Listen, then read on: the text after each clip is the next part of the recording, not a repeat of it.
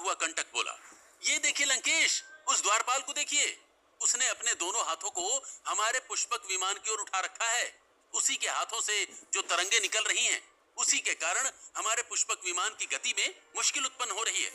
आप पुष्पक विमान को नीचे उतारिए लंकेश, मैं देखता हूँ कौन है ये दुष्ट द्वारपाल। क्रोधित होकर रावण ने कहा, उसके अवरोधी तरंगों का प्रभाव इतना तीव्र है कि मैं पूरी कोशिश करके भी पुष्पक विमान को नीचे नहीं उतार पा रहा हूँ। कंटक ने चिंतित स्वर में कहा, न हम पीछे जा पा रहे हैं, न आगे जा पा रहे हैं, और अब आप कह रहे हैं कि हम पुष्पक विमान को नीचे भी नहीं उतार पा रहे हैं। तो क्या हम यूं ही हवा में लटके रहें? आखिर क्या चाहता है ये दुष्ट द्वारपाल? वहीं इससे कुछ देर पहले, रावण के आने से पहले, नारद मुनि कैलाश पर्वत पर शिव जी के समक्ष पहुंच गए थे।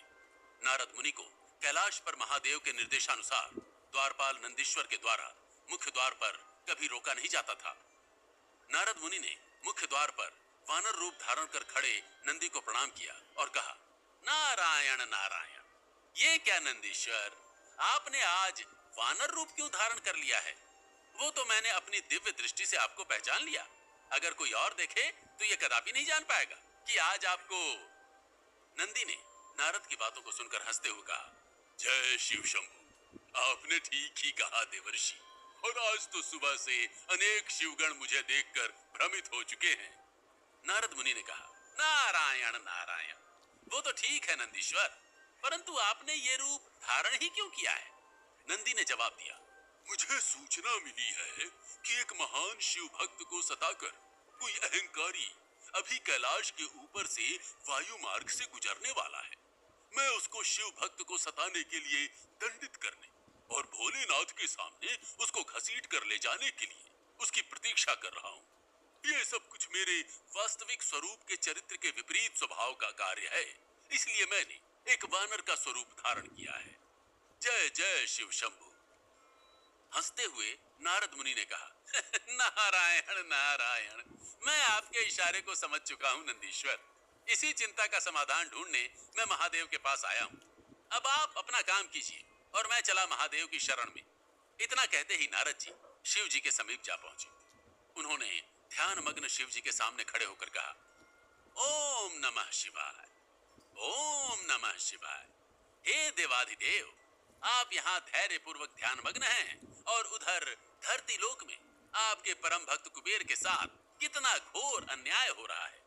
आप कुछ कीजिए प्रभु। शिव जी ध्यान मग्न ही रहे।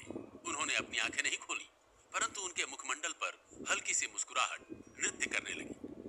उधर दैत्यराज सुमाली के नेतृत्व में रणभूमि से लंका की असुरी सेना वापस लौट रही थी। रास्ते में पाली दर्रे पर आकर सुमाली ने सेना को कुछ देर आराम करने की छूट दी। सुमाली ने सेनापति मलय को बुलाया और कहा, क्या तुम्हें पुष्पक विमान की कोई ताजा सूचना मिली है? वो तो मन की गति से चलता है और मुझे लगता है कि कुछ ही क्षणों में पुष्पक विमान लंका पहुंचने वाला होगा। मलय ने कहा, दैत्यराज, अभी अभी गुप्तचर सारण ने लंका से यह सूचना भेजी है कि लंकेश अभी लंका नहीं पहुंचे हैं। लंका के आकाश में दूर दूर तक फैले मायावी गुप्तचरों ने भी कहीं लंकेश के पुष्पक विमान को नहीं देखा है। मलय ने अपनी बात पूरी भी नहीं की थी कि चील रूप में हवा में उड़ता हुआ गुप्तचर अन्वेषी वहां आया और उसने कहा, सेनापति जी, चिंताजनक बात यही है कि लंकेश्वर के पुष्पक विमान के संबंध में कोई सूचना किसी भी गुप्तचर के पास नहीं है। उनका पुष्पक विमान आसमान में कहीं खो गया है। हमारे गुप्तचर नायक ग्रीवा जी ने इस स्थिति को गंभीरता से लेते हुए लंकेश्वर का पता लगाने के लिए भेजा है। सुमाली ने कहा, इसका अर्थ यही है कि पुष्पक विमान अवश्य ही कैलाश पर्वत के क्षेत्र में प्रवेश कर गया होगा। पूरी पृथ्वी में यही एक ऐसी जगह है जहां गुप्तचरों के आवागमन की मनाही है। वहां स्वयं महादेव की तप करने की जगह है, जहां अपने आसन पर बैठकर महादेव ध्यान में लीन रहते हैं। कैलाश पर्वत के आकाश पर किसी भी प्रकार की हलचल होने से उनकी तपस्या भंग होती है। इसीलिए उन्होंने अपने शिवगणों को यह आदेश दिया है कि वे एक भी गुप्तचर को कैलाश पर्वत के आसपास मंडराने न दे।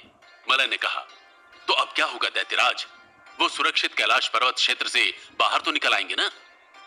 सुमाली ने कहा, वो रावण है रावण, वो अवश्य कैलाश से बाहर निकल आएगा और जैसे ही वो पर्वत श्रृंखलाओं से बाहर निकलकर मैदानी क्षेत्र में दाखिल होगा, हमारे किसी न किसी गुप्तचर की नजर उस पर जरूर पड़ जाएगी।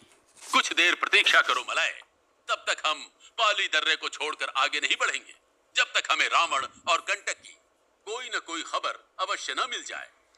उधर कैलाश पर्वत पर पुष्पक विमान को नियंत्रित नहीं कर पाने के कारण रावण क्रोधित हो चुका था। इतने ऊपर आसमान में लटके होने की वजह से उसकी बुद्धि काम नहीं कर रही थी।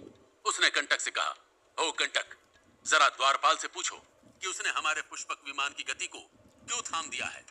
कंटक ने पुष्पक विमान से नीचे देखा और ऊंची आवाज में चिल्लाकर पूछा, कौन हो तुम द्वारपाल, और लंकेश के वायु वाहन को रोकने का दुस्साहस तुमने क्यों किया।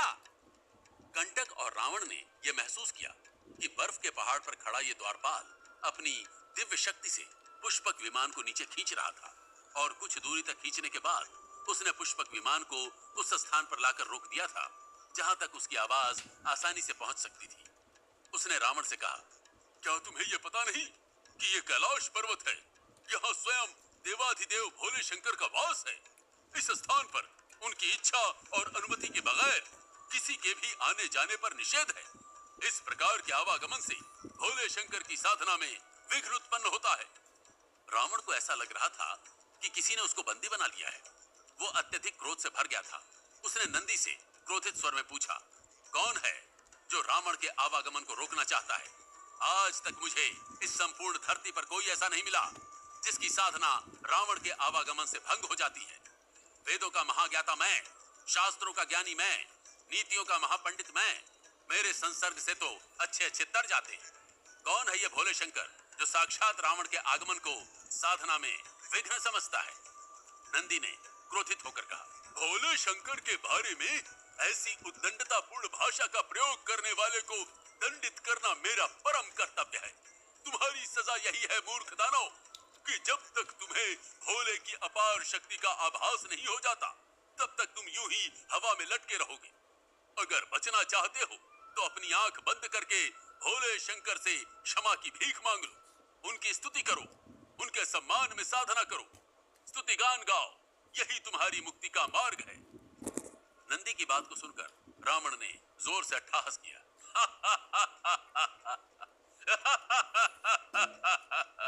क्या कहा तुमने वानर, सर्वशक्तिमान?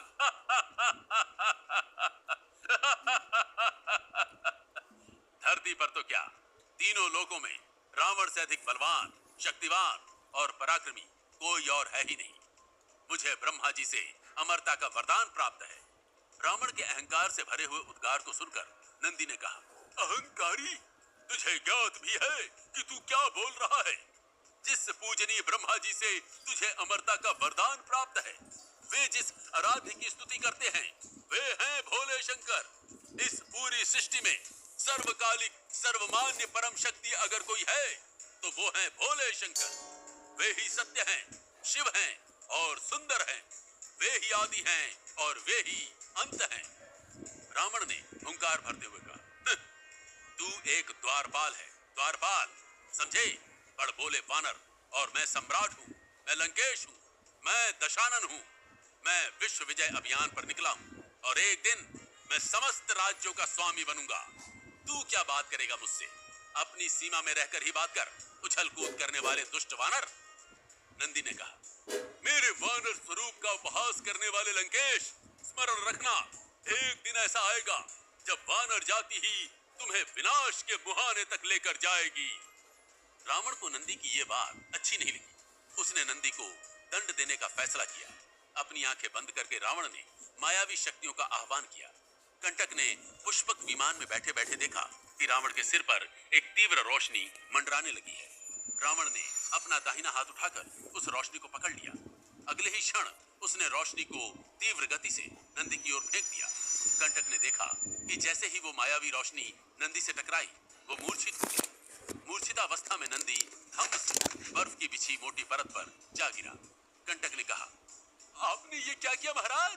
उसको मूर्छित करने से पहले पुष्पक विमान को पूरी तरह जमीन पर उतार तो लेते। कब तक हम यूं ही हवा में लटके रहेंगे? रावण ने कहा, जिसकी शक्ति के प्रभाव से पुष्पक विमान हवा में रुक गया था, जब वो स्वयं मूर्छित होकर होश गंवा बैठा है तो उसकी दिव्य शक्तियां भी अप्रभावी हो गई। ये देखो, मैं अब पुष्पक विमान को आगे पीछे ऊपर नीचे अपने नियंत्रण से कर पा रहा हूँ। रावण ने जब पुष्पक विमान को चारों तरफ घुमाकर दिखाया तब कंटक प्रसन्न हो गया।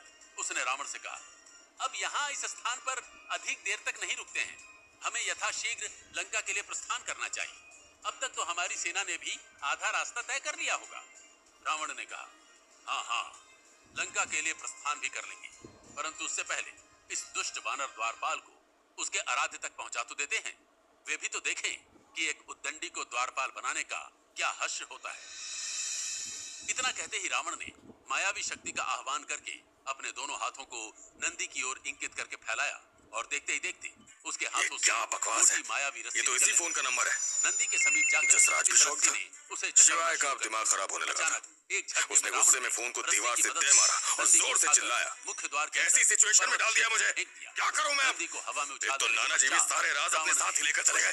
मुझे अपने वजूद तक का नहीं पता है, कहां से आया हूं मैं, मेरा बाप कौन है और कौन सी दुनिया है उस दरवाजे के पीछे, करना क्या है मुझे? गंतव्य की ओर फोन दीवार से टकराकर टूट गया रावण और उसमें से एक चिप निकलकर बाहर उछल गई। शिवाय ने जल्दी से चिप उठाकर देखा और फिर जसराज से पूछा, ये क्या है?